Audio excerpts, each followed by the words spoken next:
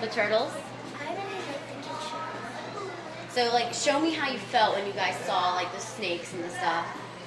I don't like snakes. But I still touch them. For some reason, I don't like So tell me, like, show me how you would feel if you saw like that snake coming at you. Like, what would happen?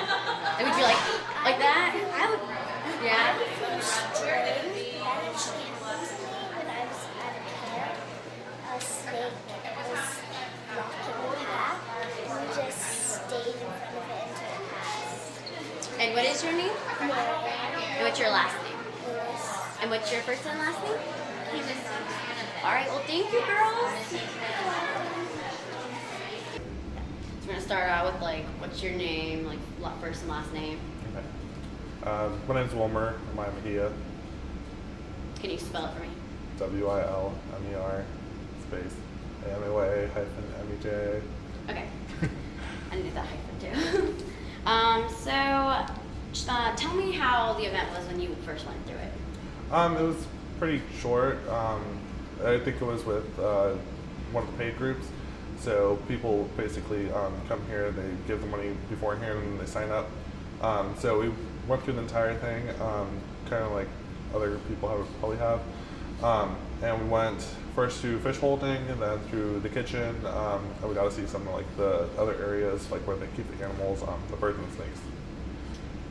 So during the event, we learned that the animals are mostly injured. Can you tell me a little more about the injured animals? Yeah, I know the snakes, for the most part, were either captured or they were pets at one point. The birds are the ones that were injured. The red owl, the red screech owl, was hit by a car. I believe the same goes for the other gray one. And I know that Hera, the kestrel, actually was found when she was an infant, and she tends to be a little bit too aggressive. She knows how to fly, but she just can't be outside in nature because she won't be able to survive. What's your favorite part of the event? Probably seeing like the kitchen, actually, yeah. Just because you got to see like all the weird foods that they got to eat and the similarities between like ours and theirs. Okay. What's like the weirdest thing that's ever happened in Maymont in general? Like animal getting out or loose, or like anything weird, unusual? There really haven't been that much weird things happening. Just like some people tend to be a little on the stranger side, honestly. But for the most part, like the animals, they're pretty well behaved. I mean, a girl puking one time during a tour was the worst part, I think. But nothing worse than that happened. Do you think the event like educates kids and adults like pretty well, or do you think I think so. You already got to see like what it looks like from the outside, but it's a good chance to like see like all the effort that we put in order to like do it, and why we like this is like one of the areas where we actually charge a fee, because the entire grounds are free, but then this is the one section where you have to pay like $3, just because we have so much that we have to take care of. So you can kind of see like where your money is going. So what would you say like in the main points they learn about? Probably all the piping, like we got to see all that. We got to see like where we actually keep the animals, and why we like take them out all the time, and also like what kind of foods they like to eat, because nobody really knows like what we feed them. Okay, well I think that's all I need. Oh, and what is exactly like is your title? Oh, I'm an environmental education assistant. Thank you. No. All right, so first and last name. Yuta Koska. It's Juttakoska. So tell me a little bit about what happened today in the event. We did a behind-the-scenes tour to see the back area of the Nature Center. We saw how the aquarists and the animal keepers take care of their animals, what they do to feed them, for health-wise, and kind of see the back area and some of the education animals that we keep off display because we teach with them, so they're not on display. And some of them are also injured? All the animals that we have at Maymont, with a few exceptions like fish and goats, are animals that are no longer able to be wild because they are permanently injured. They've been to a wildlife rehabilitator, they've been taken care of, a vet has seen them. Once the wildlife rehabilitator decides they can no longer be wild, because they can't hunt for food, they can't take care of themselves.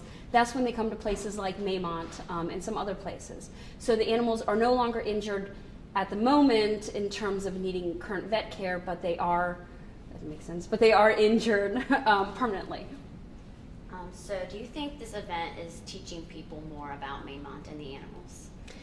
A lot of people don't realize that the animals can't take care of themselves. They think we have healthy animals. So it's nice to be able to point that out, to teach them about it, but also what it takes to take care of a lot of animals. People don't understand that we have many people taking many hours of a week taking care of all the different animals that we have. So there's a lot of care involved and a lot of time investment.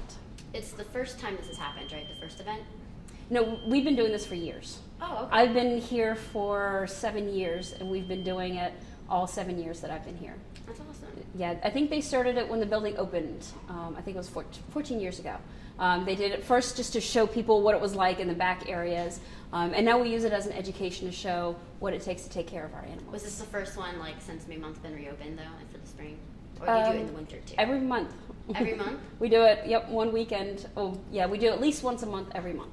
Do you wish it was more like broadcast? Do you think more people would come if, like, it was shown to the public more? It's hard to say. We often, you hear about it on NPR. They have the things going on. We often have it on richmond.com. We post it in a lot of places. It's on our website as well. So I think a lot of people would be interested in coming. In a lot of cases, we run into the challenge. People don't realize it costs money. And so often people are very interested, but people don't come to Maymont with money.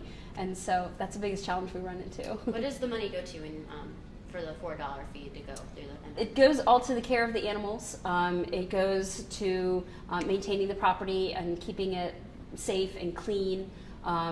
Like I said, for all the animal care, and of course for all the staff that are there to take care of the animals, take care of the gardening, take care of everything. It takes over $10,000 a day to keep Maymont open and free to the public for the grounds. And it will continue to stay free for the grounds and all the outside portions. And so program fees such as this, or such as the Girl Scout programs that we run, or the summer camps, they all help keep Maymont open. Okay, well, that's all I need. Okay. Thank you.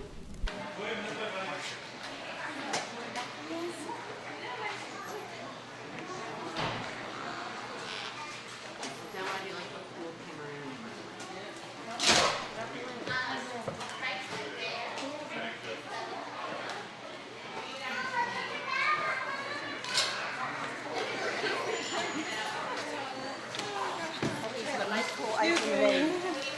Oh, what's up?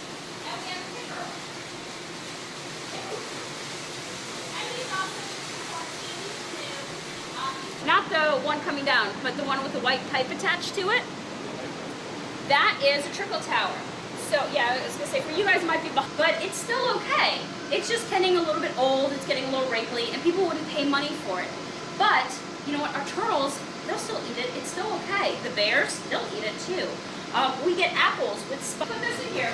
Now let me show you, I'm gonna grab from over here, but take a smell. I love this smell. Smells like soap. You guys can smell. The Raptors. And it makes sure it has all the right vitamins and nutrients.